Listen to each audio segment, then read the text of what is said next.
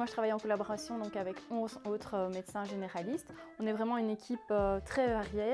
On s'attache à ce que chaque patient ait son médecin traitant. L'avantage, c'est qu'on travaille en équipe.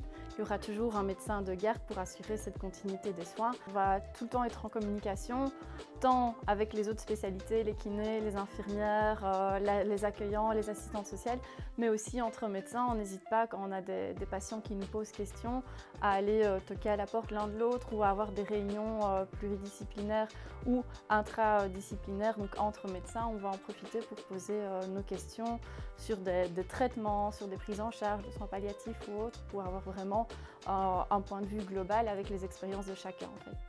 Un médecin généraliste, son but, c'est vraiment de prendre en charge la santé globale des patients. Chaque jour est différent, donc c'est ça qui est très chouette. Et notre patientèle, ça va du nourrisson à la personne très âgée en maison de repos. On fait majoritairement des consultations en cabinet, mais on se déplace aussi évidemment pour des patients qui ne savent pas se déplacer, principalement des personnes âgées, des personnes en soins palliatifs. Chaque médecin forcément a ses préférences, a ses tropismes. Par exemple, moi je fais beaucoup de consultations en gynécologie, je travaille au planning aussi. Il y a d'autres médecins qui vont consulter pour le centre de demandeurs d'asile, pour l'ONE, pour la médecine scolaire aussi. C'est un petit peu par hasard que j'ai atterri ici.